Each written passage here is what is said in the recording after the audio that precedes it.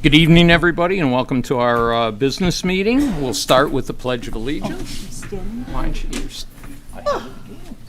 I pledge allegiance to the flag of the United States of America and to the republic for which it stands, one nation, under God, indivisible, with liberty and justice for all.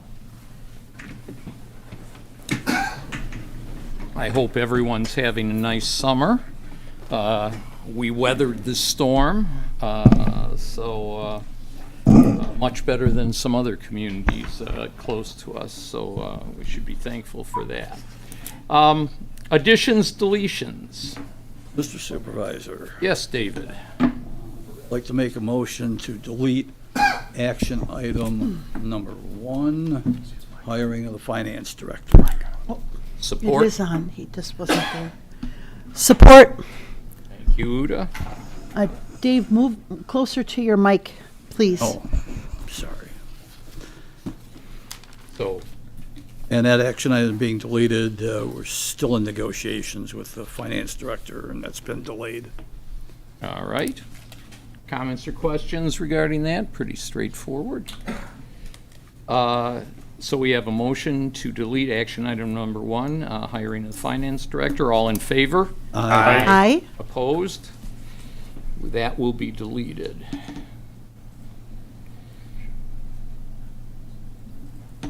I have a motion to delete action item number 4, master plan update contract. Or, Basically the same type of reason. We're not quite there with the contract. We will be come our September meeting, so that will come back. But right now, it wasn't ready for this. Comments or questions? Seeing none, we have a motion to delete action item number 4, master plan update contract. All in favor? Aye. Opposed? None. That will be deleted. Joe? Yeah, I'd like to add action item number 8, purchase of new patrol vehicle equipment. And I just have a question after it's second. Sure. Support? What I was just wondering is, in the past, just for clarification, so you know, this vehicle was the one that was in the accident and being replaced, but you still would like a vote on it, correct? Yes. Okay, good. Yes. If we can add that, then that would be, I guess whatever you think it, what number would that be? Yeah, it'd be action item number 8. That would be 8 then? Okay. Yes. Okay, we have any comments on that one? Again, all these are pretty straightforward. Seeing none, we have a motion to add action item number 8, purchase of a new patrol vehicle and equipment. All in favor? Aye. Aye. Opposed? None. We have that on as number 8. All right, I'll entertain a motion to approve the agenda. as amended. Motion? Motion to approve the agenda as amended. Second. All in favor? Aye. So we have that taken care of. All right, so, right now I'm gonna take, it's not on our, we don't have any presentations, but we have a late ad here. Kelly from the Grozeal Education Foundation wanted a couple of minutes to speak. So Kelly, if you would, please come forward.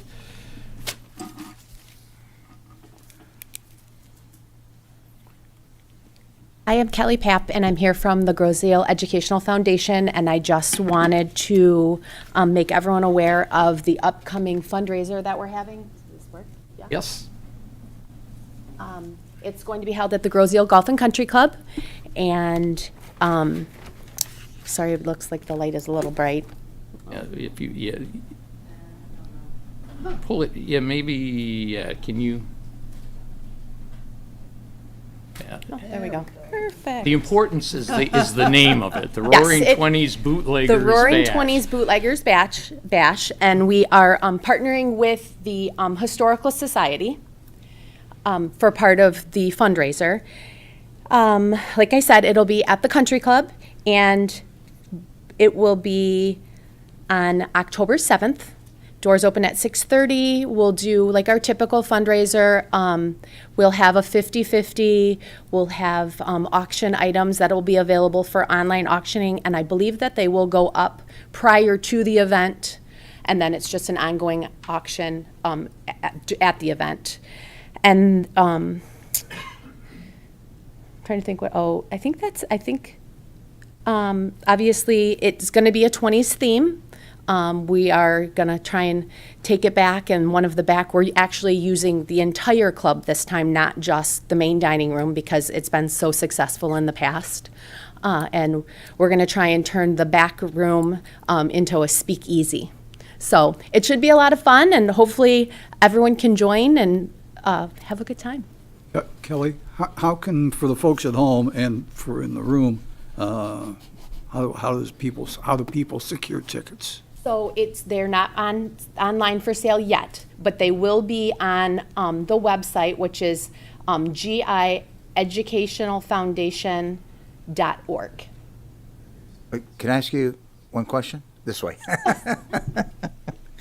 You said that you can't purchase them online. I bought ticket number 2 and number 3. Where'd my money go? Oh, so they are already live. Okay, so we haven't had a second meeting since that. So I need then to they file a must have report, already gone Doug. live. So they are live, so you can purchase them now. Yeah, they are. I hope I gave you the money. Well, I'm Because sure it that said that's number 2 and number 3 I bought. So So number one's coming When did you along. buy them? Just recently? When I got that, would I've gotten that in the mail or would I've gotten that, where did that come from? That came from us. Yeah, I wonder if it came in the mail. It would have It- probably come in the yeah. mail. They Would you have did. mailed it? When you mailed it, I just went down and So very recently, because those just maybe. A couple within the weeks. last- I was It's going been to at say least- maybe the last week or two. At least a couple weeks, yeah. So I know I got one from I the stand Historical corrected. Society. It is live now, and you can purchase tickets. No, I Ah. didn't mean to correct you. I just okay. wondered where my money went, so. It went to the Educational Foundation. And I'm confident. I suppose you can dress up like the Roaring Twenties, but not. Highly encourage. You don't have to, but we highly encourage you to dress up if you'd like. Thank you. Thank you so much. You're welcome. It'll be a run on zoot suits. Yeah. All right. Next, public comment. 3 minutes on agenda items. Yes, sir. Mr. Zelasko. Mr. Budney, may I? You may. If you can find the button, you go ahead and do it. We got some tall people coming up here tonight.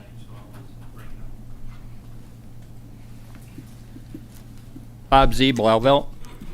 I would like to thank the people on the consent agenda for their service, the people that have left us, the fire marshal, the recreation enrichment coordinator, and also the deputy chief. And on the deputy chief, Mr. Ken Pellin. I know he's probably watching out there. Ken, your devotion to this island was unsurpassed. We're going to miss you. I wish you and your family the very best. And don't stay a stranger. Thank you. Thanks, Bob.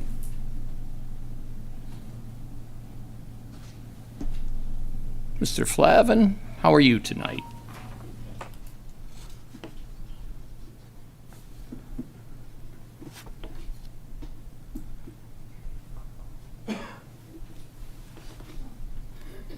Kevin Flavin, Park Lane.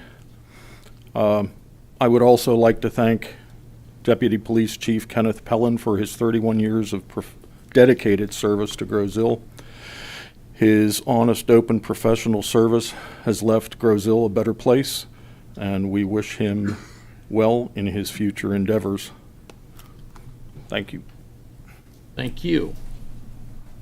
And I'm sure Ken appreciates those thoughts. Anyone else?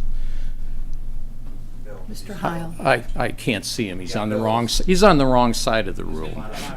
Mr. Heil, please come forward.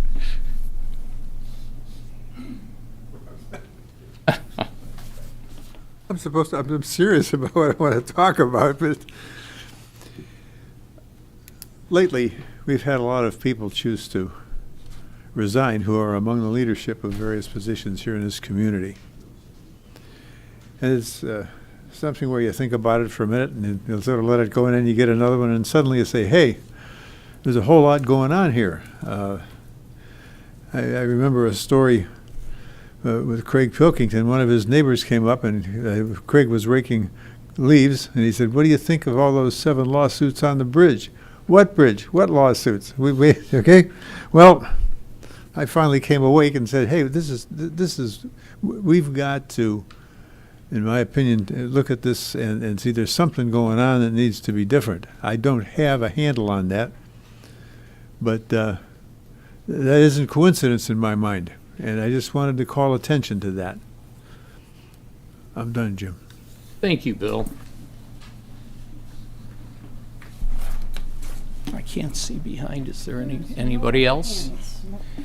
I'm going to remember this time. Brian, do we have anything for this public comment section?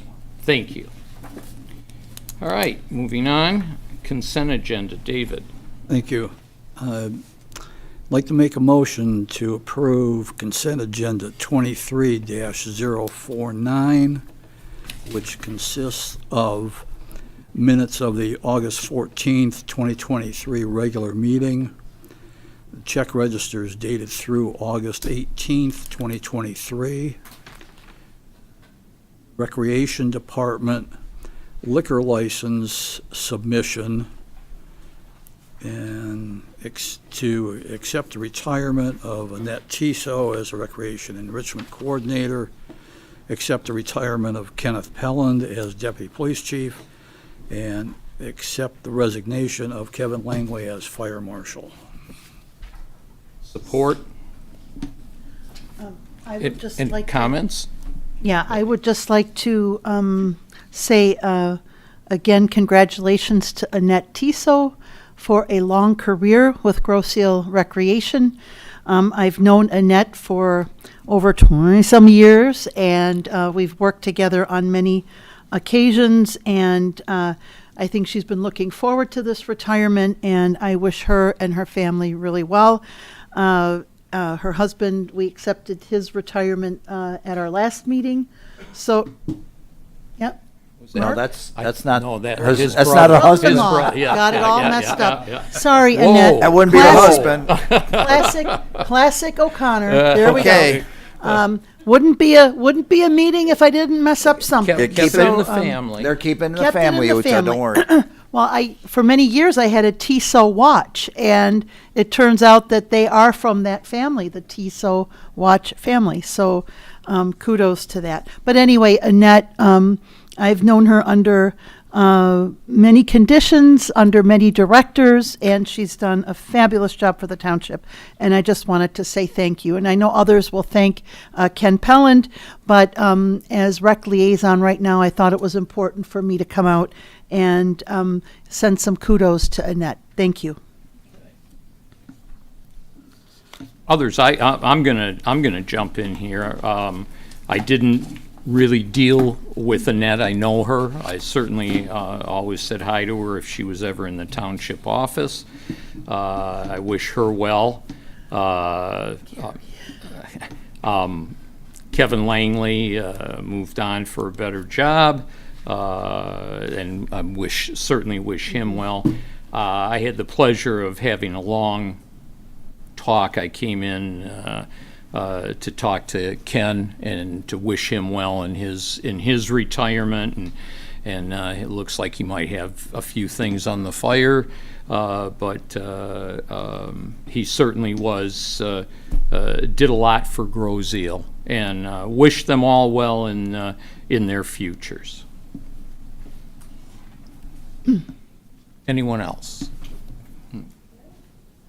Seeing nothing else, we have a motion to approve consent agenda 23-049, which consists of the following: minutes from the August 14th, 2023 regular meeting, the check registers dated through August 18th, 2023, Recreation Department liquor license submission, accept retirement of the Recreation Enrichment Coordinator, Annette Tiso, accept the retirement of Deputy Police Chief Ken Pellin and accept the resignation of Fire Marshal Kevin Langley. All in favor? Aye. Opposed? Okay, so our consent agenda. Hang on here. Consent agenda as amended. Oh, I'm sorry. It's just the consent agenda. I-6. Oh. All right, action items. Our first action item has been deleted. So, Uda? Yes? Action item number 2. I am ready and very pleased to make a motion that based on the recommendation from the Grosse Ile Recreation Commission, that the Grosse Ile Township Board authorizes the entering into a lease negotiation and development of an operating agreement between the Township of Grosse Ile and the Tipsy Fish LLC for the restaurant facilities at Water's Edge. Support. Thank you. Thank you, So David. I'm in a moment, I'll ask Derek to help fill in, but this is a long time coming. The operating agreement currently in place for the restaurant facilities at Water's Edge with the current operator is on a month-to-month arrangement. Without a long-term contract, the Recreation Department solicited proposals in an open and public bid. 3 proposals were received. Of the 3 proposals, the submittal from Tipsy Fish, which I love, has been deemed most attractive by the Recreation Commission. Authorization is being requested to enter into operating agreement negotiations with Tipsy Fish LLC for an operating agreement. Once terms and conditions have been negotiated, approval of the contract will become before the Township Board for final approval. And so one of the reasons this took a long time is the Township has been trying to get a liquor license for Water's Edge facility in the name of the Township that we can then offer to a vendor at the restaurant. And we have jumped through many hoops and finally did get that approval. And so when we went out to bid, we were able to review the bids, and the commission felt most strongly that this was the right way to go. Derek, before I say too much and make any more mistakes, I'm sorry, Annette and Gary, if you have anything else you'd like to add. Just that the Recreation Commission had taken a number of conditions into consideration when they reviewed the most attractive proposal. Primarily, or at least one of them. The first one was the rent being offered initially as far as what they proposed. Second was the operation duration. So some of the proposals that were received, and I believe they received 3 total, had proposed only being open for a certain part of the year rather than the entire year. Equipment and facility improvements were taken into consideration. So there were a number of factors that played into why the Recreation Commission recommended who they have. So following this approval by the board, should you choose to approve it tonight, the Recreation Director and the Commission and myself would be involved in negotiating terms and conditions, final terms and conditions that would then be brought to the board for final approval. And I would only be involved from the standpoint of the fact that we have a new Recreation Director and helping that individual along, at least with the initial stages of those negotiations. So I have nothing else further to add to that. Might we add that this group does have experience in restaurant ownership and operation in the Downriver area, and some of our CRC members have toured those facilities, shall we say, and finds that will make for a very good fit for Grosse Ile. Derek, I'm sorry. Go ahead. You got a question? I was going to say, other comments or? Oh, yeah, I just have a question for Derek, and I obviously am going to support the group that picked this company. But can you say, I read through this and I could not find any of the other people that applied or companies that applied or firms or however you want to say it. So there were 3 proposals. Excuse me. The first one was from this organization. The second one was from an individual by the name of John Matar. And then the third one was a proposal from the current operator. From Smokies? That's correct. Okay. Yes. All right, thank you. Yep. I also couldn't find rent offered. Am I just missing it in this lease agreement? I don't think it's in here. I think that there were a couple of versions of this action item, and unfortunately, the alternate one didn't make it in, which included additional information about the proposals, but $3,000 is what was being offered by the current, by the operator that's before you this evening. In addition, utilities would be on top of that. I believe the proposal by John Matar was $2,500 a month, with, I believe, Smokies was also 3,000. yep, $500 or $600 in utilities. Basically, I think it was $500, capped at $500 for utilities. And then the current operator was $3,000 a month, but the proposal was to close during certain times of the year, I believe. But primarily, the biggest issue was there were considerations given or wanted to be given to them for if the bridge should close. So obviously they have some concern about that, and they wanted to ensure themselves that if that closure should occur, that basically terms and conditions would be reconsidered. So, and that was a concern, I think, amongst the commissioners. Well, and if I can be so bold to add, the commission felt very strongly that we wanted somebody there who, for instance, if the bridge did close for an extended period of time, would be there to serve the community during the time of this closure. Obviously that being a time when the community would actually be looking for things to go and visit on the island. So the fact that they did not make an issue of this was a really important factor for the commission. And we're really trying to position this place as an all-year restaurant for all island residents. Derek, this is to enter into lease negotiations, so I assume nothing, Right. nothing that was in their proposal, but Correct. nothing has been set. Yep. There's more than just the dollar figure that goes into the proposal. It's also the way that they operate the restaurant. So the proposal was a starting point and also an indication of how they are going to operate the facility as a tenant. So it listed information that was pertinent to who we move forward with in future conversations, and that's the way that should be viewed.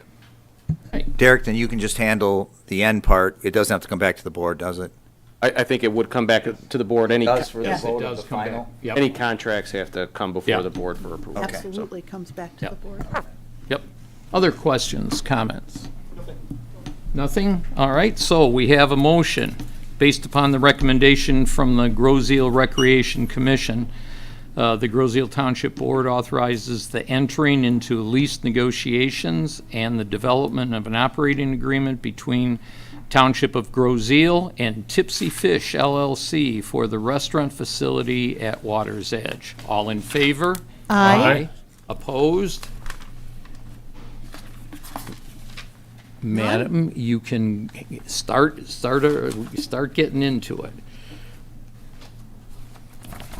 That will be good, because we have been on a month-to-month, and we need something, certainly for the department, needs something more concrete than that. All right, Jameson. Okay. I move that the Groseal Township Board approves a change order with Highway Maintenance and Construction Company at a cost of $3,963.50 for the fogging of the paved shoulder bike path on East River Road between Groseal Parkway and Manchester. Support. So, if you're familiar with East River Road, there's a bike path that kind of runs along the land side. It's really more of a shoulder. So that was installed as part of our bicycle and pedestrian trail system. So it actually couldn't be repaved as part of the East River paving using the tax dollars road millage funding, because it's not technically the road. or it didn't originate as part of the road. So the Bicycle and Pedestrian Commission moved that they spend some of their maintenance funds to repair this. And since the vendor was already in the area and did our fog and chip sealing earlier this year, it just made sense to take care of it now before it degraded any further. Sounds like the right thing to do. Jameson, quick question. They're going to be doing that yet this year? Yep. Yeah, fall 2023. Okay, So. all right.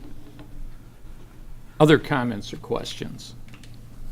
Seeing none, we have a motion that the Groseal Township Board approves a change order with Highway Maintenance and Construction Company at a cost of $3,963.50 for the fogging of the paved shoulder bike path on East River Road between Groseal Parkway and Manchester. All in favor? Aye. Opposed? None? We will get that done. Thank you.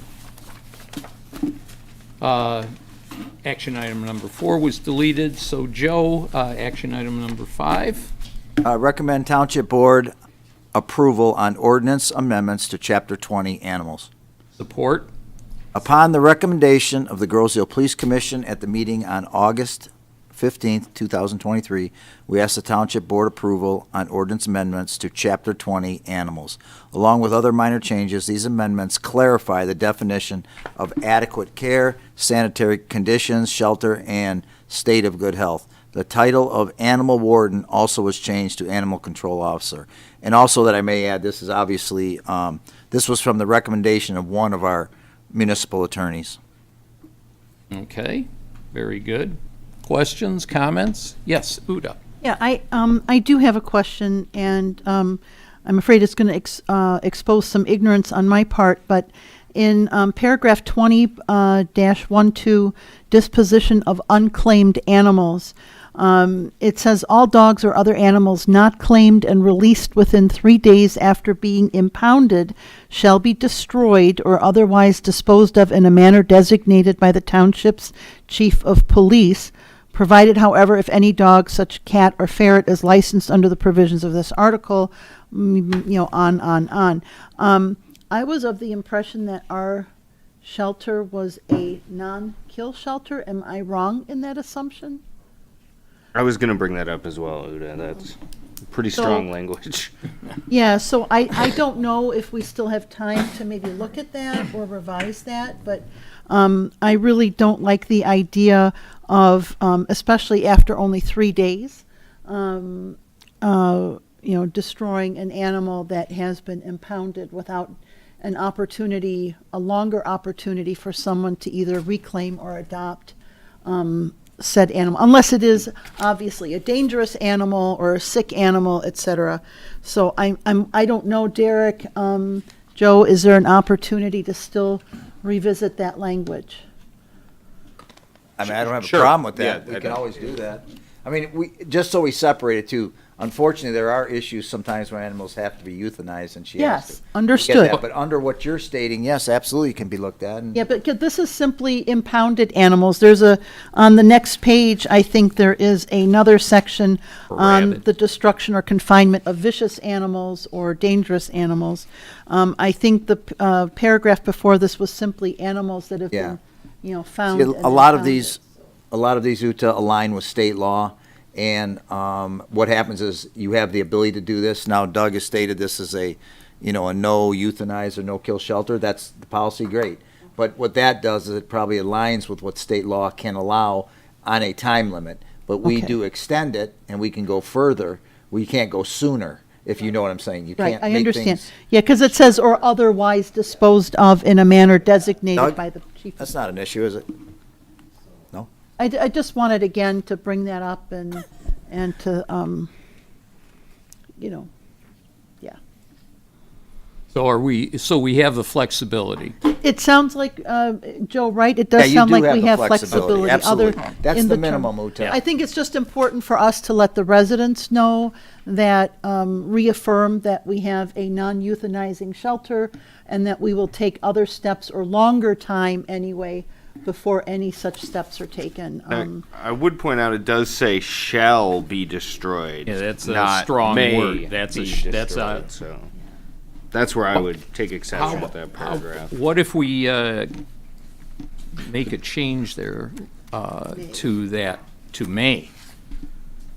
Yeah, you could do that. You could also review the timeline, although it might be state mandated. The animal control officer might say, what's a reasonable time period based upon the facility capacity or capabilities?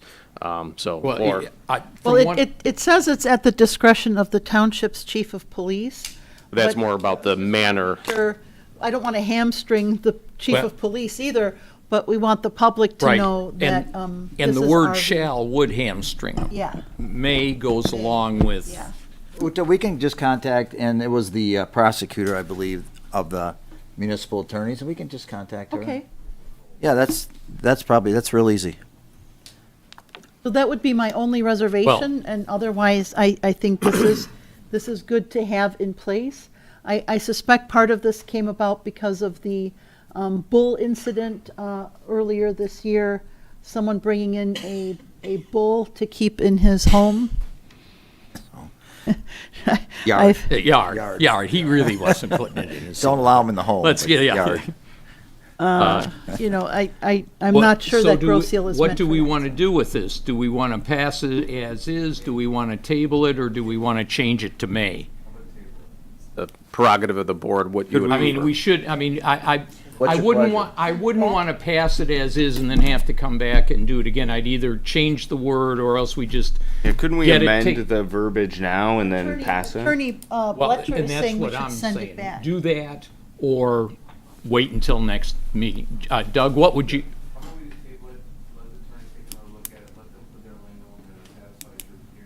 And we'll have it at the next, we'll have it at the next meeting. Fine. Just for the record, the chief said Yeah. that we should probably table this, have the attorney take another look at the language, and we'll bring it back at the next board meeting, since he didn't speak into the So microphone. now, officially, how do we do this? Just ask, How do you So cancel we it just out? basically Table? table this, right? I move It's that we just- table this item. all right, I Second. support, yeah, plenty of support. All in favor of tabling? Aye. Okay. Action right. item 5, table. What's next, Deputy Chief? Yep. And Joe, you're up again. With the This is a retirement. good one.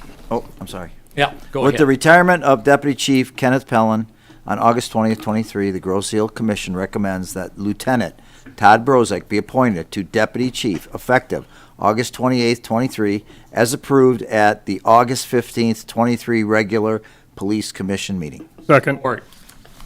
Effective on August 20th, 23, Ken Pellin retired from the Grosse Seal Police Department, creating a vacancy in the Deputy Chief's position. The Grosse Seal Police Commission voted on August 15th, 23, to recommend the Township Board that Lieutenant Todd Brozek be promoted to Deputy Chief effective August 28th, which is now.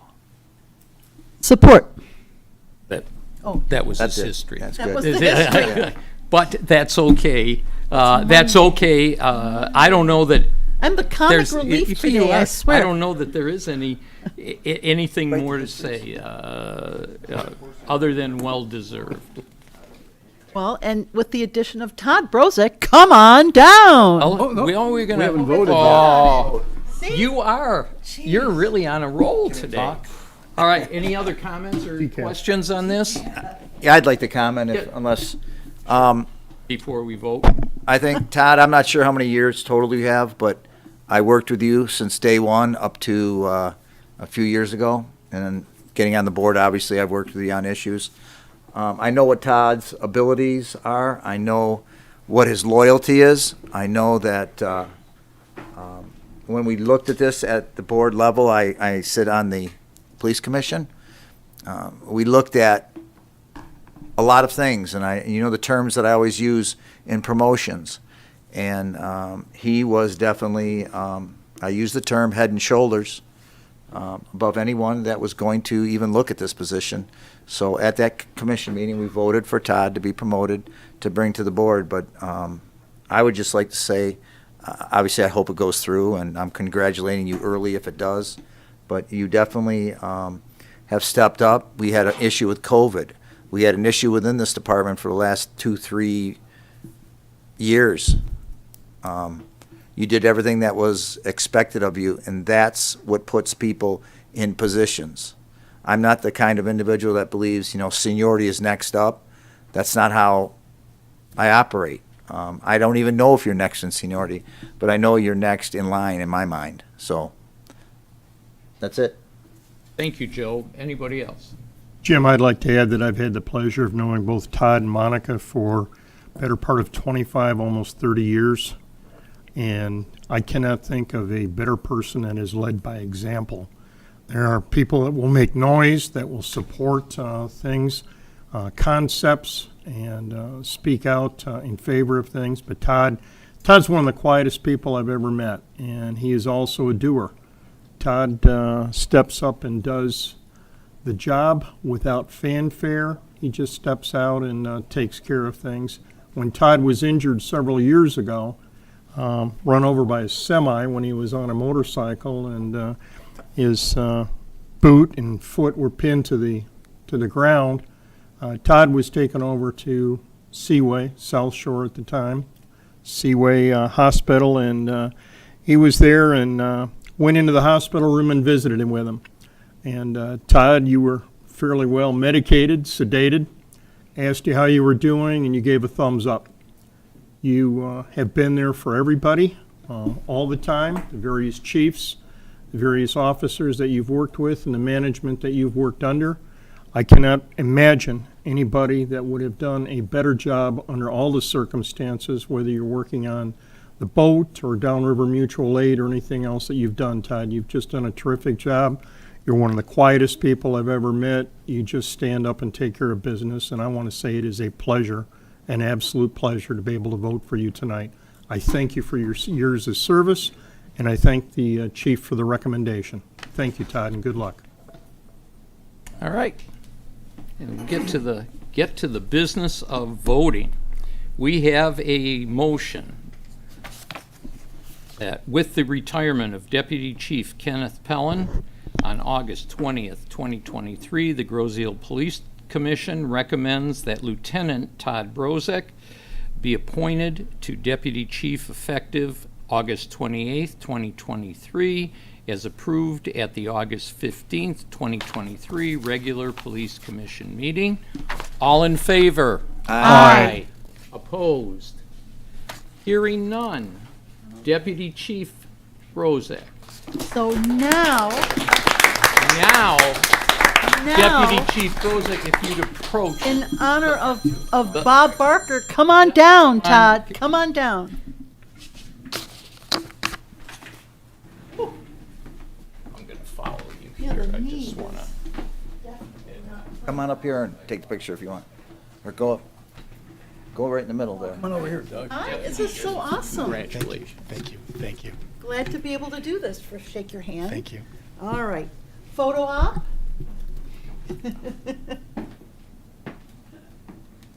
All right, let's get mainly you in the picture. So let's raise our right hands. I do solemnly swear or affirm I do solemnly swear or affirm that I will support the Constitution of the United States that I will support the Constitution of the United States and the Constitution of this state, and the Constitution of this state, and that I will faithfully discharge the duties and that I will faithfully discharge the duties of the office of Deputy Police Chief as the office of Deputy Police Chief in and for the Township of Groseal, in and for the Township of Groseal, County of Wayne, County of Wayne, and the State of and Michigan, the State of Michigan, according to the best of my ability. according to the best of my ability. Awesome. Thank you. All right. Thank you. Just going to have you give us your signature up here, and then I'll sign it, and welcome. Thank you. Where's the chief? Congratulations, Monica. Ah. And it would be nice to get a picture of you two together Yes. as well. Yep. Congratulations. Thank I you know so you much. work hard. Appreciate it. Monica?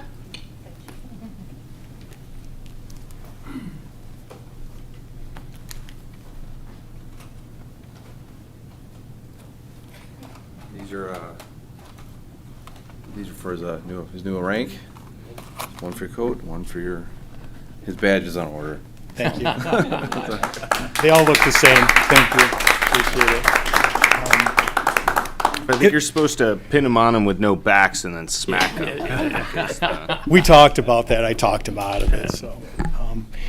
I just had a few words, if you don't Sure, mind. absolutely. Okay. So, ladies and gentlemen of the Township Board, I am deeply honored and humbled by the trust and confidence you have placed in me by appointing me as Deputy Chief. This opportunity to serve our community in a leadership capacity is one that I take with utmost seriousness and dedication. I want to express my gratitude to each member of the board, the Police Commission, Chief Carmack, for recognizing the potential in me to contribute to the safety and well-being of this township. I am committed to upholding the values of integrity, collaboration, and excellence in this new role. I also want to acknowledge the hardworking men and women of the Grosse Ile Township Police Department. It's their commitment and dedication that inspire me every day. Together, we will continue to work to ensure the safety and security in our residents. As Deputy Chief, I pledge to foster an environment of open communication, mutual respect, and continuous improvement. I am looking forward to working with our community partners, local organizations, and residents to address the evolving needs and challenges that lie ahead. Thank you once again for this incredible opportunity. I look forward to serving our township with unwavering dedication. Together, we will make a positive impact and ensure that our community remains a safe and thriving place for all. Thank you. Thank you.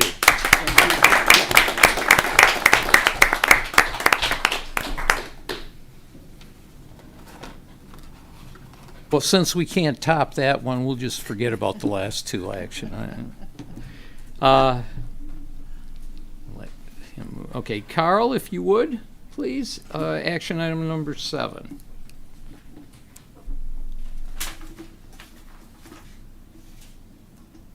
I move that the board approve purchase of a 2024 Ford Expedition and a 2023 F-150 truck for the fire department. Support. Grosse Ile Fire Chief and the Fire Marshal vehicles are in exceptionally poor condition. Fire Chief's vehicle is 10 years old and the Fire Marshal's vehicle is 15 years old. The Fire Chief's vehicle has rust on both the front and back quarter panels. The seats are torn. The engine has a rod knock. The Fire Marshal vehicle has rust on both the front and back quarter panels. The seats are torn. The floor is rotting out and the step and running boards are detached from the body. These vehicles, according to the capital aging and replacement equipment schedule, should be replaced at 10 years of age. Any questions? None.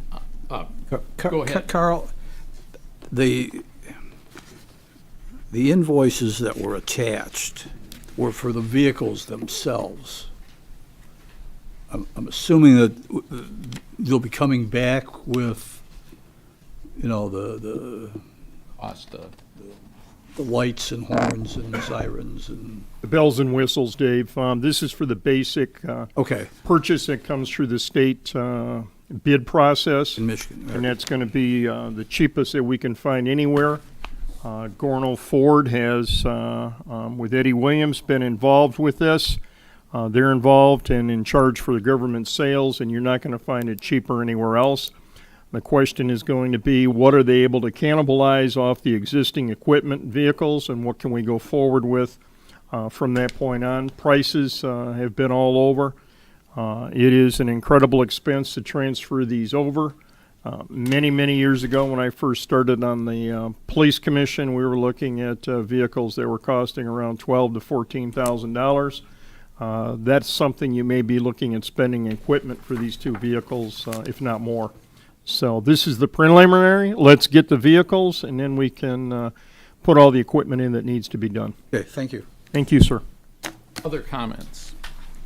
I just have one. I received a video from the fire chief. I believe it was for his vehicle, and I'm not sure how long that engine's going to last.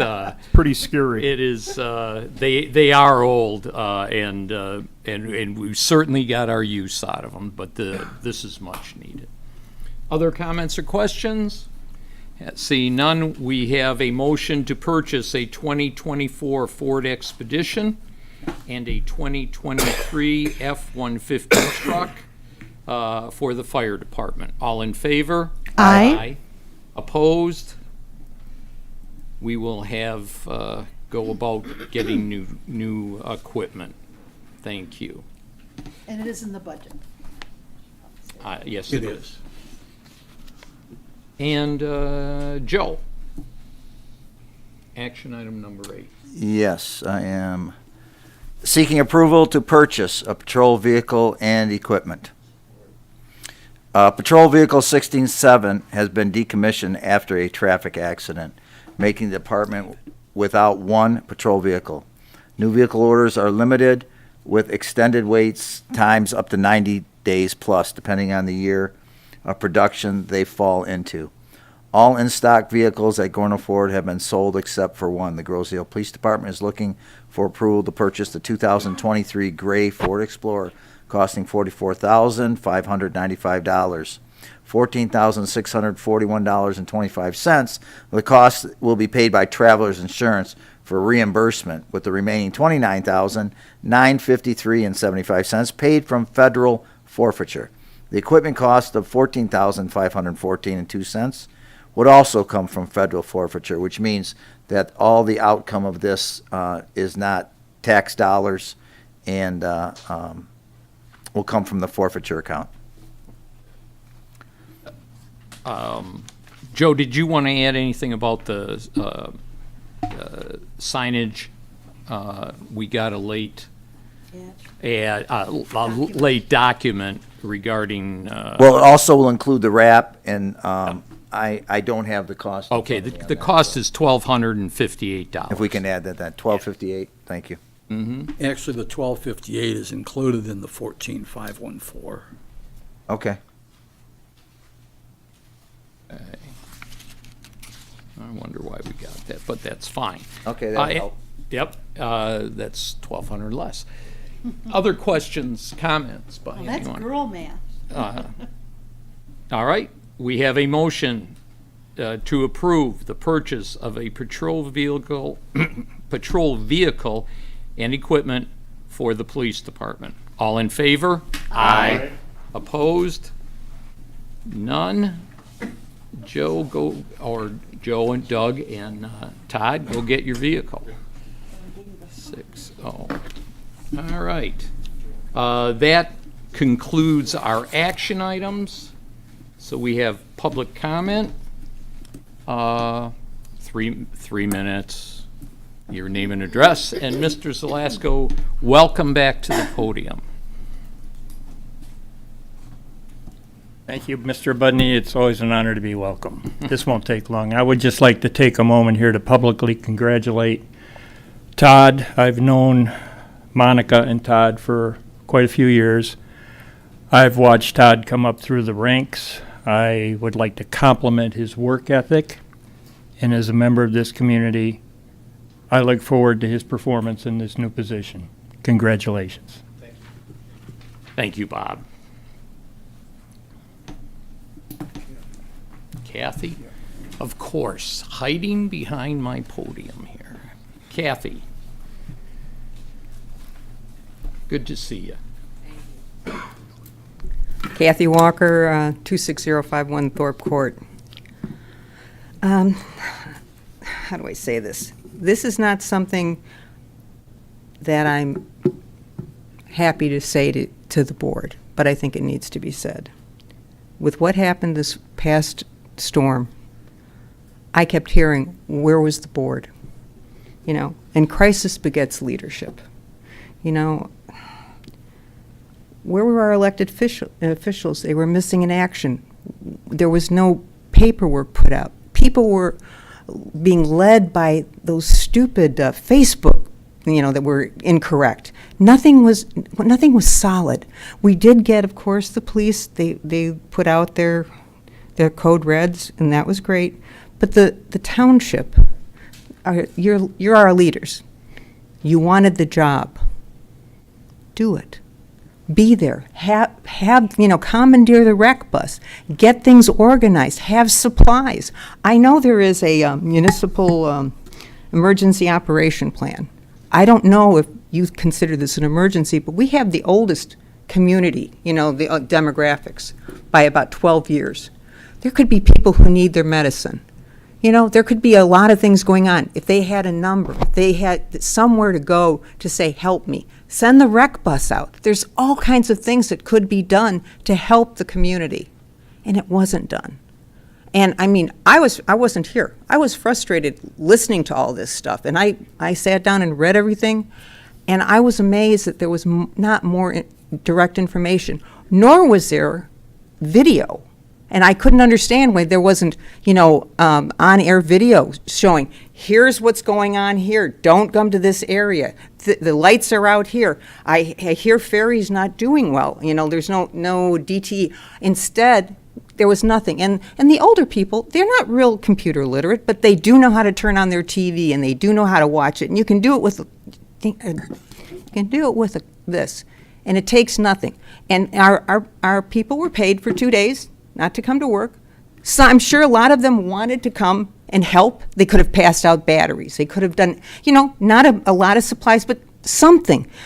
Other communities had things from, donated from Lowe's, donated from Home Depot. This could have all been arranged ahead of time, because we're going to have more crisis. We're going to have more, with what's going on with the grid and all that. Who knows what's going to happen? But our people are old, and our people are in need. And I really felt that something should have been done, and it wasn't done. A command center of some sort. You guys are the leaders. You wanted the job. Please take this to heart and do it the next time. I thank you. Thank you, Kathy.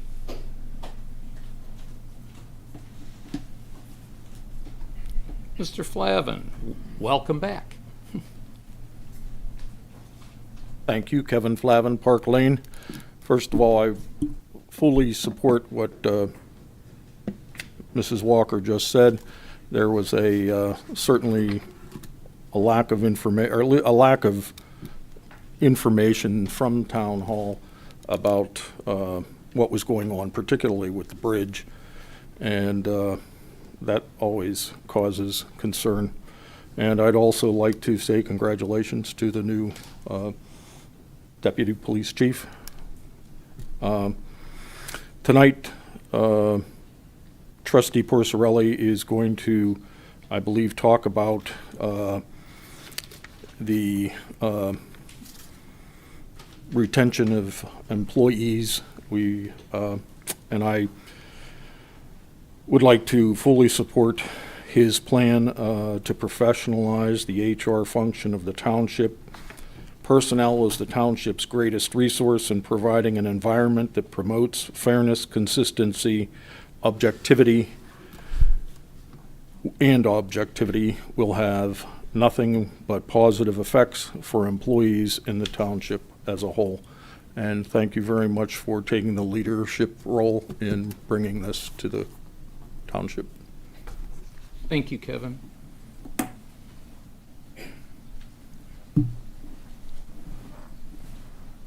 Bill? Did I give you those already? Yeah. Did you pass? When Officer Brozak was being sworn in his remarks, he talked about respect and about cooperation. And I remember reading a book years ago written by a guy named Jack Welch. He's General Electric. He managed to motivate people to cooperate, to come up with innovative ideas, and had miraculous results. The firm's return, their bottom line, skyrocketed for 10 years, and literally, they didn't invest in any new equipment. They found ways for 10 years to use what they already had better than they did before. What I'm suggesting is that somewhere in there, it might be something that gives people reward for having innovation in their hearts and bringing it forward, and a willingness to listen or explain back and forth. I don't know what the circumstance is. But I just had those remarks I made before and listened to what he had to say and wanted to throw that into the mix. Thank you. Thank you, Bill.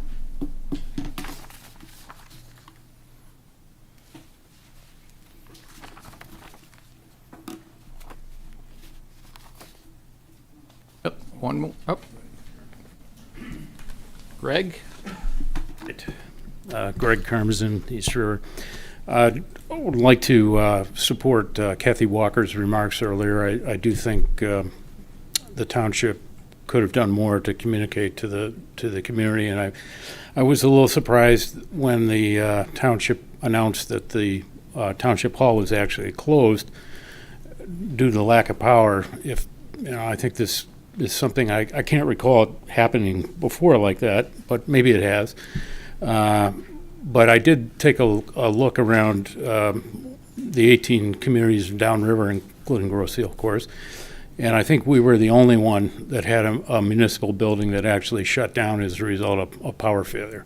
So, it is something that perhaps we should take a look at.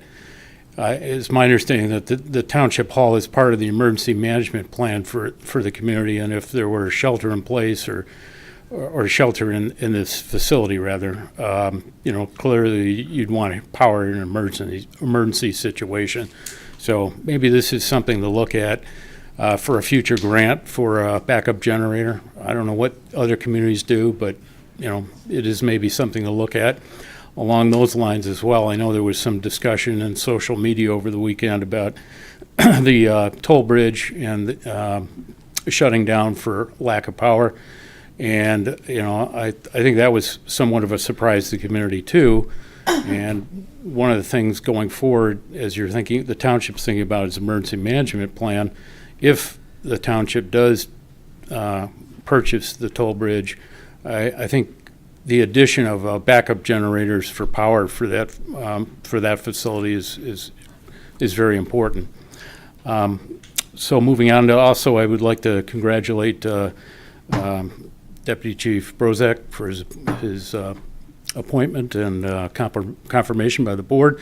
I think it's a good example. It's nice to see the Police Commission's recommendation being handled in a very prompt manner by the board, and I think it demonstrates that we do have a process for commissions to make recommendations that are forwarded to the board in a prompt manner, and I hope that model continues. I know it's been policy here for a long time, but I know there's been discussion about developing other ways of making recommendations to the board for appointment of managers, and I think we have a great commission system, and getting citizen input through those commissions is the right way to make advancements. And finally, I see on the agenda of tonight there is a discussion about leadership and employee retention that Trustee Porcerelli is going to offer. I look forward to hearing about that. But I would just say that if this is going to be a deliberation type activity where you're discussing back and forth, I think a discussion item should be before public comment. I would like to be able to comment on what he says, and unfortunately, because of the way the agenda is structured, public comment is before that. And I think, again, in the past we've had discussion, public discussion at the end of the meeting, and this is an example of why I think that public discussion should be at the end of the meeting, because this whatever he says and the board says tonight will be fresh in our minds, and this would be a great opportunity for the public to comment on it. So I would just ask the board to consider again looking at that public comment period and putting it on the end, or at the very least, moving it before discussion items if you're going to put discussion items on the agenda. Thank you. Thank you, Greg. Anyone else? Well, no. Anyone else out here? No more hands. No more hands? Nope. Then we have Brian.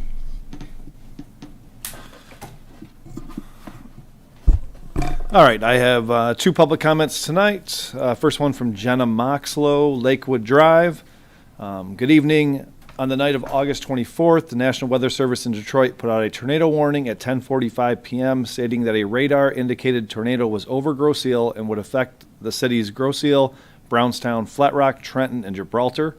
However, no sirens rang out on Grosse Ile. In fact, there was no public notice of any inclement weather whatsoever by Grosse Ile officials until 11:07 p.m., which is well after the storm had already passed via Code Red. While this tornadic system never actually touched down on Grosse Ile, it did touch down just minutes after as an F1 tornado in Gibraltar, Flat Rock, and Brownstown. That could have and should have been us. When I reached out to the GIFD, I asked why no sirens rang. I was met with the following attached response, but in summation, they felt the storm didn't meet the criteria, no strong wind gusts, and no neighboring communities responding a tornado yet. While this may sound logical, the Weather Service knew what was happening in the atmosphere, warned us, and the GIFD decided they knew better. They didn't blow the sirens. Those tornadoes could have and should have been us. We are very lucky that no citizens were seriously injured or killed, as we now know is the case with other neighboring communities, those who were warned. I'd like to ask the board to review the policies with our public safety teams regarding criteria for alerting citizens of emergencies, the chain of command, and where information comes from, and appropriate communication timeframes. We are very lucky this went how it did. Please make sure we don't need luck next time and that this doesn't happen again. And my second public comment is from let's see, Mark Ferreira. Public comment, would like transparency of the millage plans for road improvements. Wayne County started and completed improvements that were part of the millage. How will those millage funds be spent, or should they be applied to the tax base as a refund? Thank you.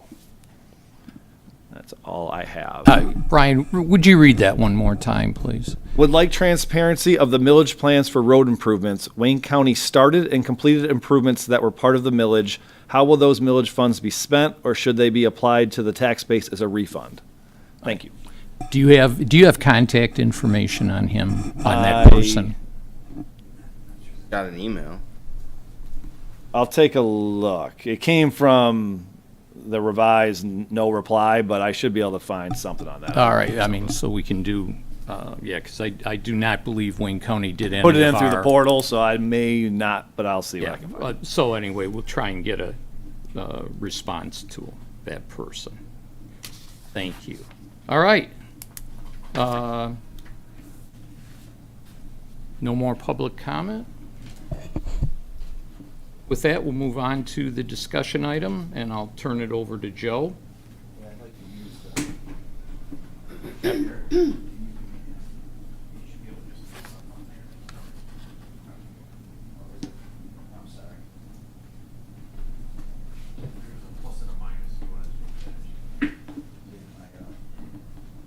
Red Sanford glasses on here.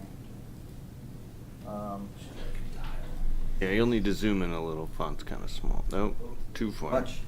Well, I guess you could scroll up. How about that? That's good. Hey, this is what I get for getting up here after Bill Heil here. Way to go. I obviously didn't eat what you did as a kid. How's that? Okay. I wanted a discussion item. The problem that I noticed is we had numerous individuals leave here within the last few months, and I thought we've got to see possibly what the deal is, and as a board, we should be looking at this to make things better. So what I envision here with this is to address the board, address the people. Derek and I will meet later. You guys can take this, digest it, see what you think of it. I have a couple issues at the end to show, and hopefully we can bring it back and possibly put this in the policies and procedures so we can keep an eye on what's going on here with our individuals. So let me just read this off real quick. The leadership and retention issues are to be addressed in this draft. The problem is Grosse Ile's lost numerous employees. That is the issue. So every time, just a note, every time that you lose an employee, the statistics show you lose 6 to 9 months of work in actual work units when you're learning their job. And the reason I mention that is because I know a lot of them went and got other jobs and they had enough time to retire, and they did. And I fully understand that, and they get double incomes, which is great for them. But we still have to look at this. So the objective here is to develop and implement a fair and accurate program that provides unit of measure and reward for performance at all levels of employment, with continued focus with our most valuable asset, which is our employees. Also, the turnover rates need to be reviewed when noticed. The day-to-day operations is to be handled by the township manager, and the elected officials must limit their input. The deliverables, or what you're getting out of this program, or what we expect, would be, number one, develop fair compensation strategies, foster positive work environment, build a healthy manager-employee relationship, promote personal growth and development, recognize achievement, provide necessary support to all employees, tailor strategies to meet township needs, continued focus on employee satisfaction and productivity, continue to review and update job descriptions / responsibilities. Department managers continue to evaluate their employees, and the township manager continues to evaluate the managers. Establish pay scales for all non-union, because union are in the pay scale already. It's in the contract, and that's negotiated on, obviously, with room to increase for positive appraisals. Now, what I wanted to add at the bottom, and this is just an outline, just to kind of give you a little bit of what we have here. And at the bottom, I need you to look at two. I would like the board to look at this too whenever you have time this week or whenever, before the next meeting. There's two policies that must be re-reviewed to foster a healthy work environment. Section 2L on page 7, I found the direction and control of day-to-day administration. The Cliff Note version of this is simple. It says that Derek and the township supervisor can control the day-to-day operations. And what I'd like to see is Derek controlling the day-to-day operations, and at his discretion, if Derek, let's say you have to go somewhere for, a long period of time. Forget about just the day trip, or you're out, in school or whatever, then you just assign somebody. But it should be then assigned by the board, an individual to take his place. But when he goes, for a training, or if he goes somewhere else, then he appoints one of the managers usually. Am I correct on that? Usually one of the managers, because I've been appointed as the police chief, actually, to take the manager's place. So anyway, I'd like you to look at that. I just think that, and it's not Mr. Budney here. It's any township supervisor. I don't believe the township supervisor. Let me back up just so you understand this. This was actually from 1992. So this is not, I want the people out there to know, this is not this board or Mr. Budney that put that in there. I want to make sure people are clear on this, that it started in 92, and it's never been changed. And I just believe if you're going to foster a healthy work environment, there has to be that hierarchy. And the hierarchy for the employees is Derek. And I do believe, by speaking even to the employees, that they do want to speak to the township manager on employee issues. Next section. I'd like you to look at 3.1C on page 8, appeals of personnel officer. This is also one that, and I can't tell, I apologize on this one. I'd be misspeaking. When this came into effect, maybe somebody up there knows, but I don't. But what it says is, for non-union individuals, and I've been a part of this actually. I've gone to the township manager when I had a grievance or a claim, and you would go to Derek first. I have some kind of grievance. Derek says to me, "I'm sorry, Joe. Did he say that? I'm not sure you told me that." Was Bill singing? So, no, I lost it. No.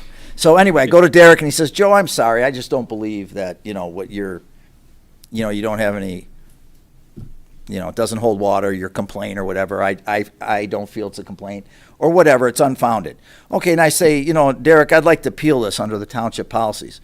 Well, the appeals goes to the township supervisor and two people he picks. I want you guys to look at that. What this fosters, and please, Jim, not you again, because this was there, but it fosters and it's not a nice term, but you could really control everything that way in non-union employees by, if you had two of your buddies or two people you just always had, and you picked them. What happened before, and I think maybe Uten, I don't think Carl was on the board at the time, but the management of the police department had a grievance. We went to Dale denied it. We went to the Township Board and actually had a meeting, open meeting at a board meeting, on the issue of a benefit that we had. So that, they didn't even use this process that's actually in the policies and procedures. So anyway, I would just like, ladies and gentlemen of the board, and Derek, I will meet with you on this. I wanted to bring this to your attention, make an outline, just a draft, obviously, as it says on top. Take a look at it, see how you feel. If you don't believe in it, you don't believe in it. If I come back with Derek on some possibilities of changes, get your input, and of course, then we vote on it. If you'd like to see the change, and 4 people vote on it, it's changed. If you don't, 4 people don't vote on it, or I'm sorry, go the other way, it's not changed. So, but this is something I would like to work on. I'll be happy to do the work on it. Derek said he will help me, and we'll go from there, and I'll bring it back to you, get your input, all of your input, see how you feel about what else I bring to you after we meet, and we'll go from there. Question, Joe. Couple of questions. Sure. First of all, you don't mind running with this? Oh, I think you've done a nice outline here. Yeah, no, I'll do this. Okay. Yeah, no problem. Question. On the section 31C, appeals of personnel office, do you have anything just in mind? And this is not tying you down to anything. Instead of the supervisor, who would you? Because I kind of agree everyone. with you. Okay. Go before everyone. Okay. Yeah, I just feel you should go to the Township Board for all appeals from Derek. That's all. And you're included with whoever else. Okay. The full Township Board, that's all. This is something, thank you for bringing this forward. It's something that I've been talking about, kind of coffee room type talk that has to be done. I absolutely think number 11 has to be done with the pay scales. I truly believe every employee, I don't care whether it's union or non-union, should be able to come in, know that he's starting at this, know that it's going to go up to this without having to guess on a yearly basis what's going on. And also knowing that when I get to my ceiling, that's that. Not that we can't go above that and make some change, but that they actually can see where they're going instead of coming in and saying, this is your beginning pay, see you around. And that's kind of what we have right now. And I think that's certainly among these other ones are very good, Joe. So I support you on this completely. Yeah, I'd have a couple of quick comments. I think the day-to-day operations being handled by the township manager is important. The township manager is functionally like the board liaison for the township administration, right? He's the head of bureaucracy here in our government. And as an example, we got Chief Carmack over here. Something goes on Saturday night. He doesn't want to get 7 phone calls from 7 separate elected officials on Sunday morning and have to explain himself 7 times, right? He wants to explain something to Derek, and Derek explains it to the members, to the body of elected officials.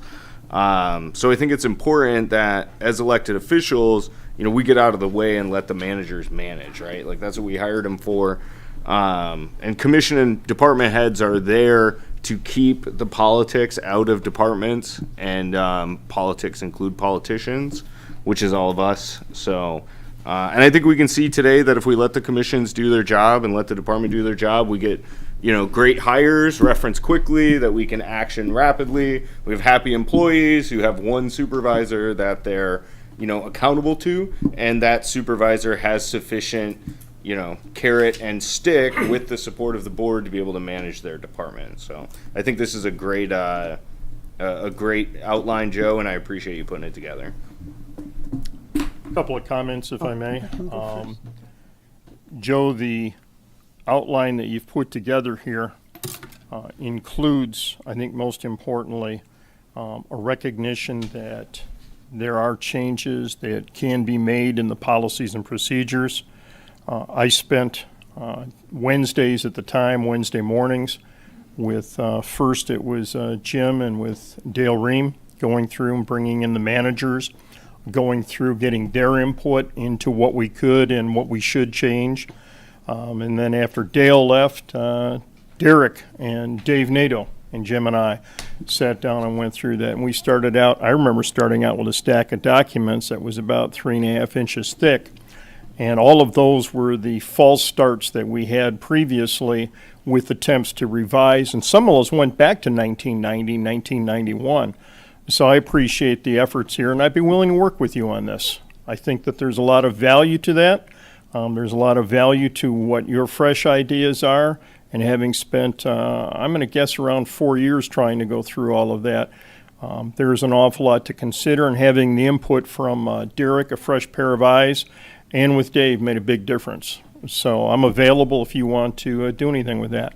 The second thing is, and I'd welcome the opportunity to work with you. The second thing is that when I look at the people that have left in the last year and a half, a lot of it seems to me to be money. When I talk with some of the people there, I spent 2 hours talking with Kevin Langley, trying to get him to stay to Grosse Ile. Kevin, what's it going to keep to have you stay on Grosse Ile because of all the work that you do? Kevin was a master diesel mechanic 3, which means he could work on the engines. He did a lot of work on the ambulances. He did a lot of work in the building. And we couldn't match what he had. I called up, when I met with Kevin in the training room at Public Safety, said, Kevin, what do you need? And we talked about pensions as an example. And I said, Kevin, let me talk to Ann Darsnick. And I called up, and she answered, took the call when she was working in Riverview. And I said, Ann, what would it take us to go from X to Y with our pension plan? And her response, and Kevin was sitting right with me, and she says, it's going to be very difficult to do that. And the issue was, what can you do with your pension in its current state? And she said, if you're less than 90% funded, the pension board is going to have a hard time approving that. Now I know Ann and how conservative she is and what hard time means. And I said, Ann, are you telling me a difficult time, a heavy mountain to climb, or is it impossible? And she said, Carl, it's impossible. So when we look at improvements on things like that, I think it is necessary that we do have some kind of a group or a panel study wages. I was very sorry to see Ann leave after 27 years, but again, a great person who was able to do an awful lot more with a second career and help put her daughter through college. I would have done the same thing in a heartbeat. Miss the people, miss the job, but it's money. So I would look at whether or not we have pay scales that are competitive with other communities and other people. If you have to hire a headhunter, as Riverview did, they spent a lot of time and $10,000, as I understand, looking for somebody for Ann. And she was the only one they found within 30 miles. The only one. I don't like losing people because we are not necessarily paying them appropriately. I know what some of the other fire chiefs earn. I remember when you were underpaid years ago, and Doug is underpaid now. My personal opinion. I'd like to see a salary study committee out there and take a look at what we're doing. I think that's absolutely critical and important. The people that are leaving have been leaving. If we look at it, it's the retirement package. And a skeptic could say, well, gee, you're paying them too much then if they can afford to leave. I don't think so. We get some very darn good people in this community that come forward and serve on the various positions within the community. Half of the workforce, I would venture to say, are local. Volunteer fire department by definition. We're going to need to take a look at that because at some point you're not going to be able to maintain a volunteer fire department where you are right now. And we are losing good people because we're not able to pay them. Those are concerns that I have. 10 years from now, there's going to be an awful lot of changes here. You've seen it in your career. I've seen it in my tenure here. I'd welcome the opportunity for us to take a look at a long, hard look at what it takes to keep people here. Let me know if you want some work. Uda? Well, on a lighter note, so this is going to zigzag a little bit, but I have long believed that our township manager obviously is our chief administrative officer, and is the head of, as I think Jameson said, the bureaucracy of the township. And I've often believed, as it's written in the township rules and regulations, that our township board, we are trustees elected to guide and oversee the administration. We are not elected to micromanage the administration. We are not elected to micromanage anything, in essence, how the township is run. We are here just to keep the ship on the right track, make sure that the public has input, make sure that the administration is doing what it needs to be doing, what we want it to be doing, what the community wants it to be doing. So, at that point, we totally agree. But I agree with Jameson, too, about talking about, not getting involved in the day-to-day involvement of the departments as township board members.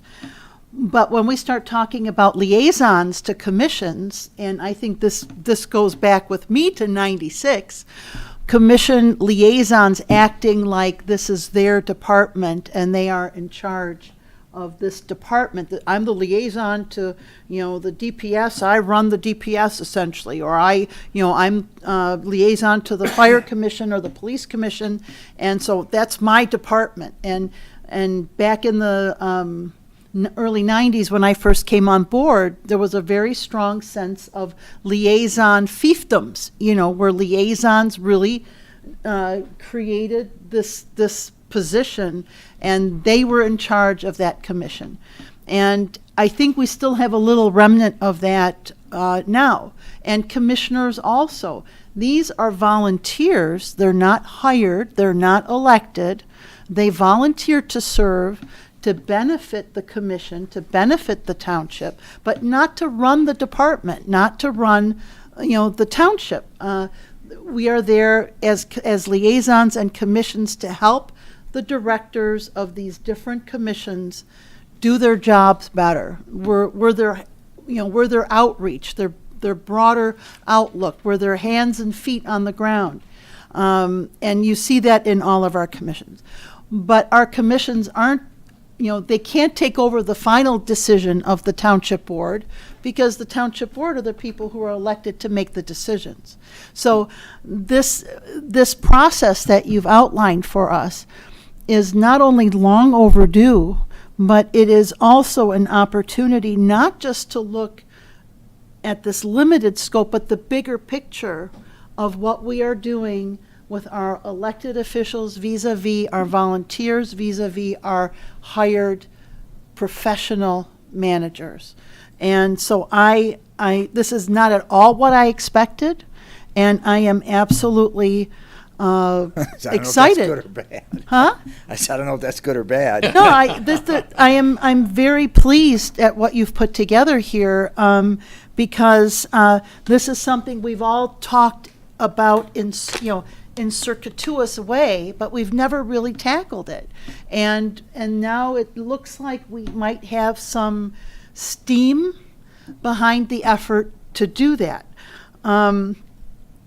I think it's really important in government, because I think that's what people are angry about in government in general, is that they've lost the sense that the government is the people for the people. The government isn't against the people, it is the people. And, it might make people giggle or roll their eyes, but it's important for us here. The three of us here do have a described role, right, as elected clerk. But when you look down on the actual day-to-day, there are things that we can't do because we are the elected officials, and there's a conflict of interest. For instance, clerks used to put their names on every voter election card, right? But then now that you can't do that, because that's like free advertising, right? You're promoting yourself for the next vote. So they put a stop to that.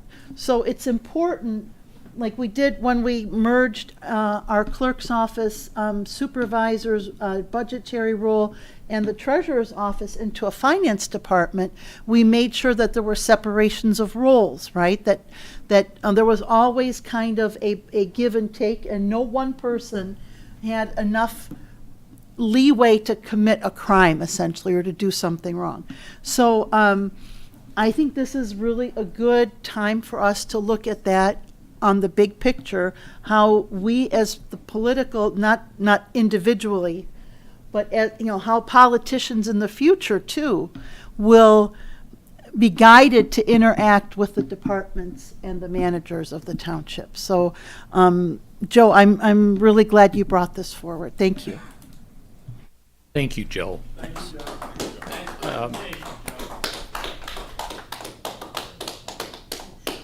And Joe, you're in charge of it. And this is what has to be done. This is how the P&P got done. It was talked about and talked about and talked about, and somebody had to step up and say, okay, I'm going to do it, because there is nobody else to do it. So, Joe, thank you for this, and I really have a smile on my face looking at your 11 deliverables, because at least 8 of them is what I've been talking about, and just we haven't gotten a group together to do it. So thank you, Joe, for this, and I look forward to what you bring back to us.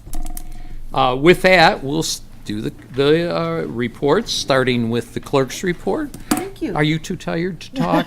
No, but it has been a week, has it not? And it's only Monday. So I'm going to start out simply by saying on September 6th, our new Recreation Director, Zaid Bey, starts at the Rec Department. We're all very excited about that. We've already been in communications and working with him. He's working with Chad, our commission chair, and the commissioners and myself.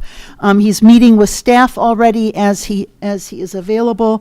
And in conjunction with that, yes, it's unfortunate in a way that Annette and Mark have retired, but at the same time, this is the bright side. It affords us an opportunity to look at those positions again, to do any kind of tweaking in the job descriptions that we might need to do, and for a new director to build his team. And as much as I hated to see Ann Darsnick go and Kim O'Farrell go, because not only were they really good friends and compatriots, but also just very strong professional women, at the same time, Derek now has an opportunity, like he did with the DPS and the not DPS, Community Development Director, to start building a team. As the old guard goes out, some of us included, Dale, retires, Ann retires, the old guard retires, the new manager starts to build a new team. And I want to highlight that although it's hard to see old friends go, it's also feels good to see a new young manager building a new fresh team. So we are in the process of hiring a maintenance person for Water's Edge Community Rec, and an enrichment coordinator / assistant director, and that's going to be very good for that department moving forward. Speaking of hiring, the clerk's office is looking at a year of 4 elections next year, and new election laws requiring us to hold 9 days of early voting. So we are looking for election inspectors, people willing to work, albeit for small stipends, free pizza and donuts, all you can eat, but we're looking for people to staff those positions. We're going to be staffing voting day precincts. We're going to be staffing absent ballot counting boards, and we're going to be staffing at least one precinct for 9 days of early voting. So that's a logistical, I don't want to call it a nightmare, but I think we're going to call it a nightmare for the clerk's office. So if you are at all interested, you have to be 16 and older, as long as we have 3 mature election inspectors. We can have a 16, 17-year-old. So please contact our clerk's office and sign up, get trained to do that. I wanted to address the issue of a backup generator for the Township Hall. It is a topic that has come up every time we've had a really big storm and power outages. And I remember having long conversations even when we first started broadcasting our meetings, just getting a uninterruptible power source for the video room. And it was very hard to build political consensus to spending that money. And so, while I appreciate the suggestion and the sentiment, maybe, my husband finally agreed we're going to buy a generator. It's only like the 7th or 8th power outage we've been through. So maybe we've hit that place. But yes, I too was disconcerted that our Township Hall didn't have backup power. But for a building this size, that is not going to come cheap. And but I think it's an investment in our community, because as Derek and I talked about, there's a lot of things that we could have, should have been doing that we couldn't do from here because there was no power here. We didn't have telephones, computers, lights, and in the summer it's not nearly as bad as in the winter, when then you don't have heat either.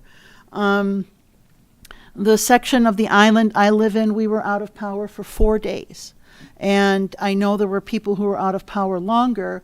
I was with my dad on Swan Island during the storm. The sirens we heard were from Gibraltar and Trenton. Grosse Ile was never in danger of a tornado during that storm. The storm was coming from Canton, Plymouth, down into the downriver area.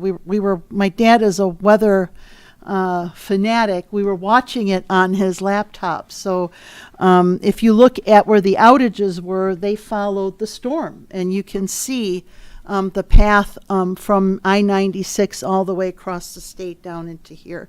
Now, it was disconcerting because we heard the sirens, but we didn't know whether or not they were ours, and we didn't know what their exact purpose was. And I don't know if you saw this on the news, but one of the defenses that the Maui officials gave about not running the sirens were they were tsunami sirens and would have sent people up into the mountains where the fire was. So they were afraid to engage their sirens. And they realize they have to update their communications. So when the sirens go off, people, maybe there's a conjunction where you get a message that says the siren is going off for this reason, take cover. Another irony is my phone is registered to Island Boulevard. I was staying on Swan Island. I got the Island Boulevard emergency messages, not the Swan Island messages. So also, depending on where your phone number is, you could be essentially up in West Branch, maybe, getting a message for your home community. And so those are some things that could also bear taking a look at. But I do think that that's something that our board should take a look at. I don't know if that's something that would be covered under grant spending or under even the COVID monies that we received, but to somehow find the budget width to put in the emergency generation, or at least enough emergency generation to be able to carry on certain activities in a power outage. I have no doubt this is going to happen much more often than not moving forward. So thank you for listening. That's it for the clerk's report. Thank you, Uda. David? Thank you. First, I want to thank Joe for putting this together. I intend to go through it and provide input back to him on, certainly there are several that I have a particular interest in.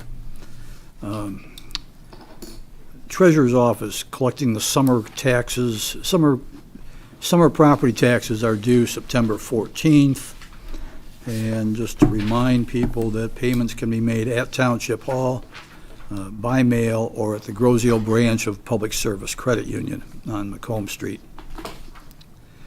For those who qualify, the due date can be extended until February 14th, and the applications for the extension are available at the treasurer's office and must be submitted by September 14th. And to date, we've collected 23% of the summer tax levy for the county, school, and township, and distributions to the county and school have been made timely. The DPS Commission did not have an August meeting, and our next meeting is September 12th at 7 o'clock here in the boardroom. Commerce Park Commission, there's nothing to report from our meeting in August, and our next meeting is September 18th at 6 o'clock in the boardroom. And that concludes my report for this evening. Thank you, David. Kyle is not here. Joe.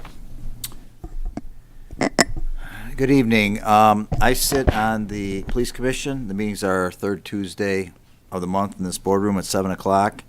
And we have had a lot of hirings or in the process of hirings. And first thing I want to do, though, is I want to thank Ken Pellin. I believe it was approximately 31 years that he has put into Groseal. I appreciate all the work you've done for me. For Groseal, but what's most important, in your retirement, I hope that you stay healthy for you and your family, and good luck in any of your future endeavors. The next thing is, of course, we congratulated Todd for being promoted to Deputy Chief, and I know you're going to do a good job. How about a great job? We are in the middle of still hiring our dispatch position that was short, and hopefully within the next month or so that will be completed. And we're also going to be interviewing the sergeants in the department for the promotion lieutenant. We could not do that until obviously there was a opening, which Todd came from the lieutenant's position and going to the deputy chief, and now we have an opening for lieutenant. So we're pretty busy on personnel issues. So that's it for me tonight. Thank you. Thank you, Joe. Jameson. All right. Good evening. Zoning Board of Appeals met earlier this month and approved a appeal to retrofit essentially the siding and second story of a house out on. I think it's going to be a big improvement to the character of the house and probably the neighborhood. There's a vacancy on both the Zoning Board of Appeals and on the Bicycle and Pedestrian Advisory Committee for anybody interested in public service.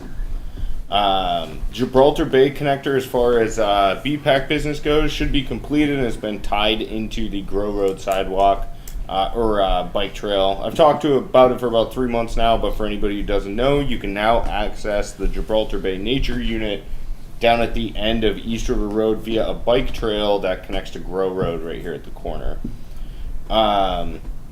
So I did see quite a bit of social media buzz over the past couple days about power outages in general, which I guess are, everybody's kind of talked about that, and that's kind of a sort of is what it is sort of thing. But there is something we can do about the bridges. I don't think either one of the bridges have backup generators or power. I'm not sure if they're in any kind of priority electrical reinstatement plan with DT or anything like that, but I think it's something we should look at. The not being able to travel over the pay bridge is fine, unless we also can't travel over the free bridge, right? So being able to return power to at least one of them, I think, is a strong consideration.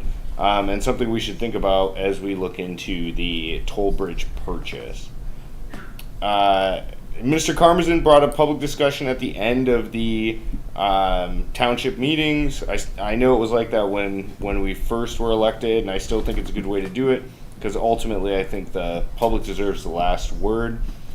And then on the sirens, I did talk to a couple people about this. I'm glad Jenna wrote in. I think it was Jenna Maxlow, because I don't think our sirens were ever activated, which is an issue because I could hear, and I'm sure many other residents could hear, the sirens from every one of our neighboring communities going off, but ours weren't.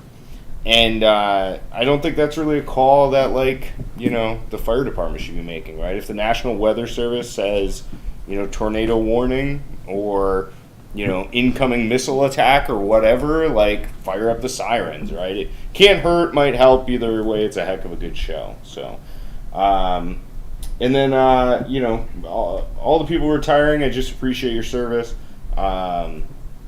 Especially, I know Ann had a long career here as a manager, and as did, not as a manager, but Ken Pelland as our deputy chief. He put in a lot of hard work over the years for the people of Grosse Ile, so thanks to them. That concludes my report. Thank you, Jameson. Carl. Thank you, Mr. Supervisor. I sit on the Grosse Ile Greenways and Open Space Committee.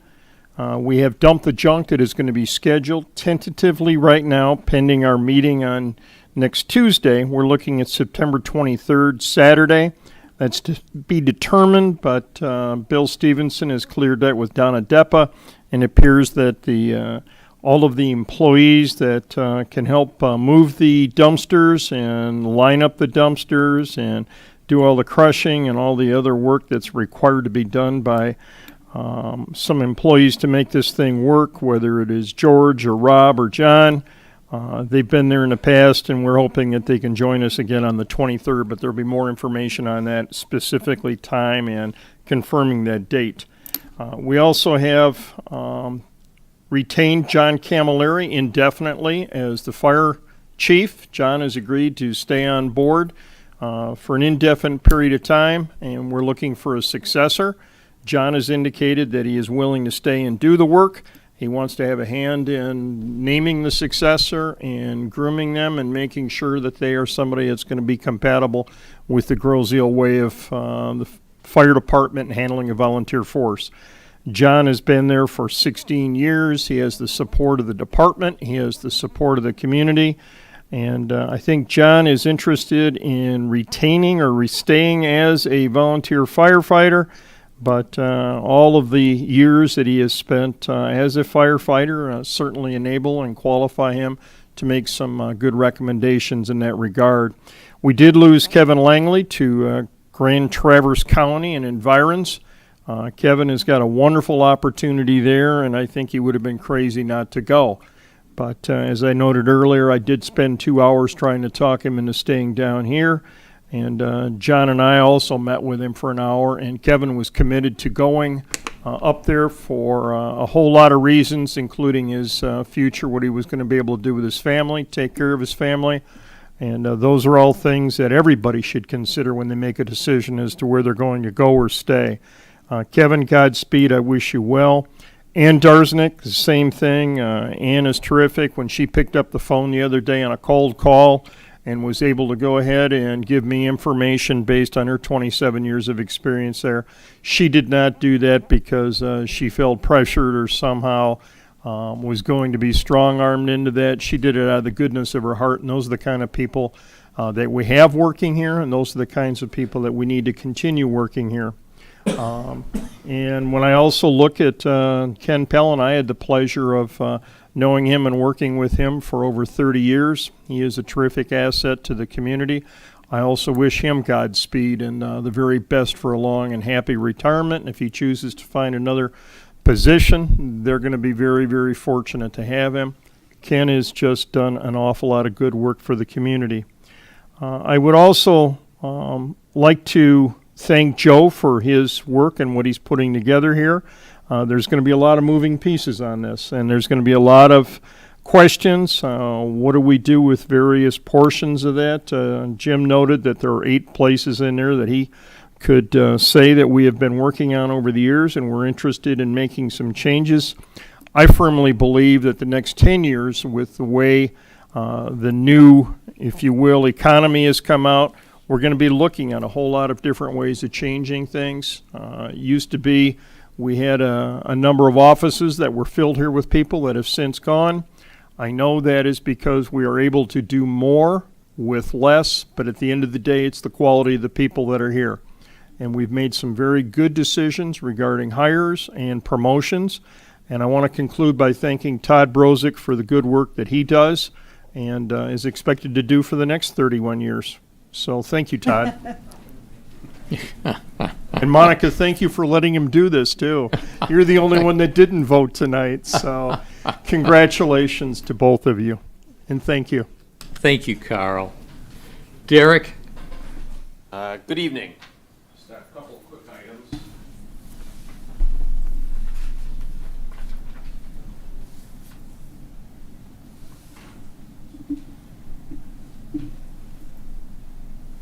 Wayne County is sponsoring a household hazardous waste collection event in October at the Wayne County Community College in Taylor. The date on that is October 21st, 2023, from 8 a.m. to 1 o'clock. So if you have any of those items that are listed there on the flyer and you would like to dispose of them properly, there's an opportunity to do that on the 21st. As we're all aware, we had a pretty significant storm event last week. With that comes some sewer backups and potentially some basement flooding. It's the responsibility of the township to offer an opportunity to the residents to file a claim on the township's insurance. That claim has to be forwarded to the township within 45 days of the event. So if you did have water in your basement, you can go ahead and fill out a form with your supporting information. That form is available on our website and also is available here at Township Hall. If you do want to make a claim, just make sure you do that within 45 days of the event. So if you have any questions about that, feel free to call Groseal DPS and we'll try to walk you through that process. In addition to that, Wayne County is looking for your assistance with submitting information to them about any loss or damages that you may have incurred during the storm event.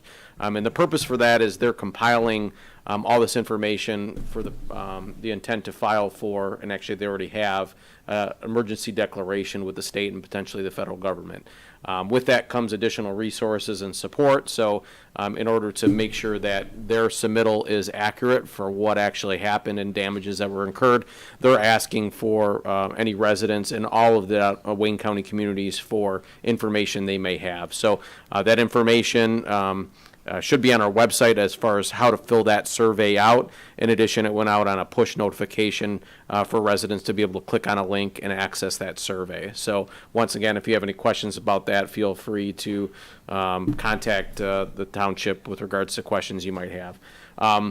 The statements with regards to the closure of Township Hall are accurate. It was closed for 1 day, but that doesn't mean that the township staff actually did not work. Members of the DPS department were actively involved in working within the community. Members of the wastewater treatment plant were making sure that all of the wastewater systems were operating properly. Administrative staff was working to make sure that any issues were addressed, and was in coordination with the police department with regards to any issues that needed to be taken care of. So although there are certain clerical staff that weren't able to work because without access to our computer systems and our telephones, they would have been sitting in the dark here. So they were sent home for that day, but there was a large number of staff members that were working throughout the day to make sure that any issues that did come up were addressed. I wanted to go ahead and mention from the standpoint of what was presented this evening, I think it is all excellent. Groseal Township has a lot of great employees with great experience and great education. They're very qualified and they're very good at their jobs. And there's always been a good organizational culture here with the township, with the employees and staff. It's always been a great place to work. But in saying that, there's always opportunities to be able to improve on that. I think in this day and age, when competition for qualified employees is sometimes difficult, there's a lot of employers that are looking for good employees. Being able to be competitive in some of the things we do with regards to pay and benefits is essential. Some of the items that Trustee Porcellarelli had mentioned on that form and on that plan are things that have come up in conversations with potential employees. Pay scales and ranges. I think that we're a bit old school with regards to paid time off. And when an employer has, or an employee has a choice between an employer that is flexible on some of those things, I think it really makes a difference in our ability to compete. So I think it's an opportunity, it is a good opportunity to review where we're at on some of these items.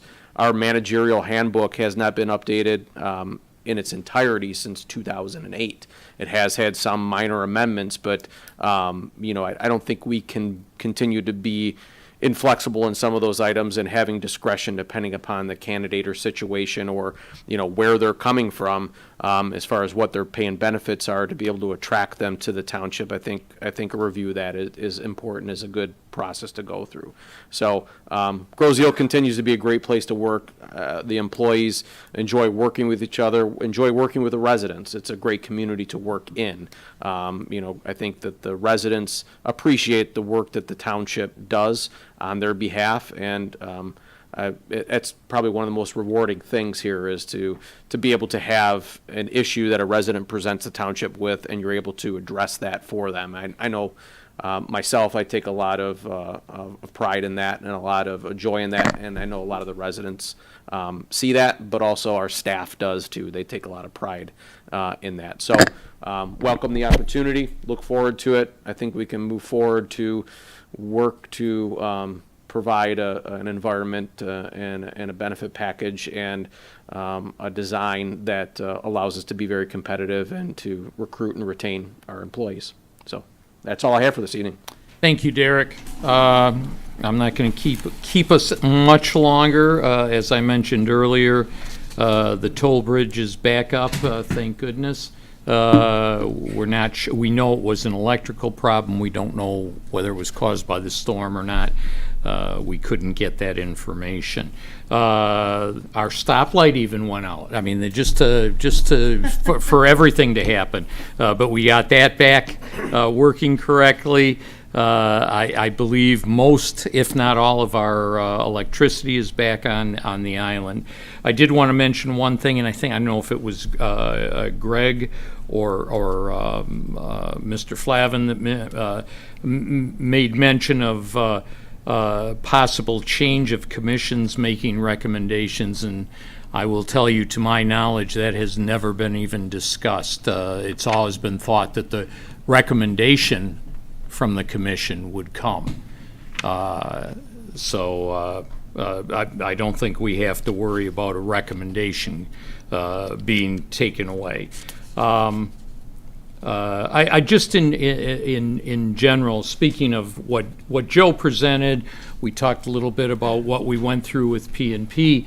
I was happy to hear Derek mention the handbook. These are items not only that have to be looked at and updated, but they have to be continuously done. We put in the P&P, and I hope future boards will read it and follow it, but that each board should be looking at the P&P. That P&P hadn't been done for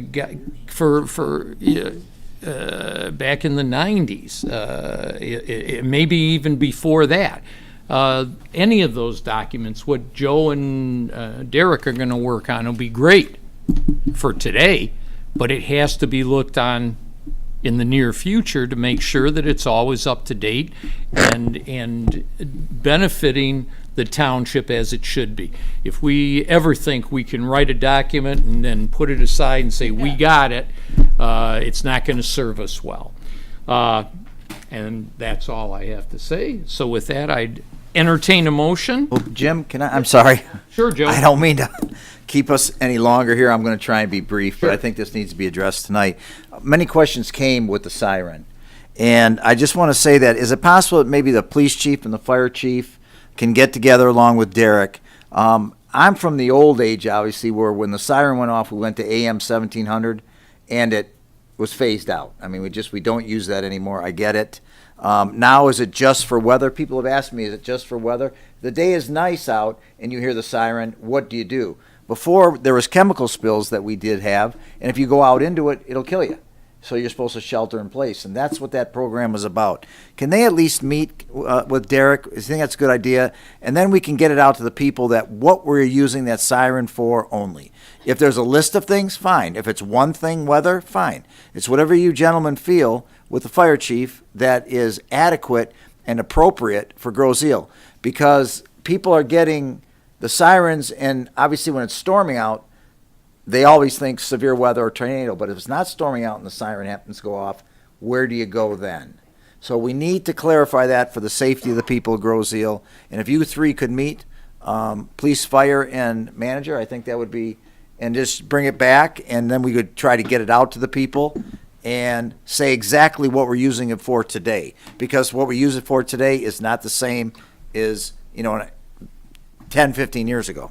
And also, we'll probably involve the communications director in the conversation, because I know through Code Red, there's a lot of opportunities for us to be able to get the information out, but we have to provide, exact directions to the residents on how to select those various things that you're receiving updates or information about, because if you're not selecting weather updates on the Code Red system, you're not going to get those calls. So, we'll work on that as well. Yeah, and Brian, I'm sorry not to include you. It wasn't for any other reason than I just am getting old.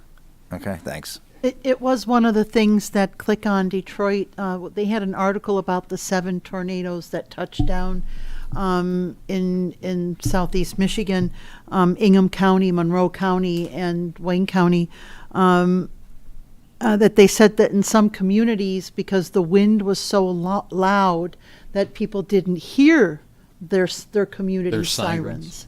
So I know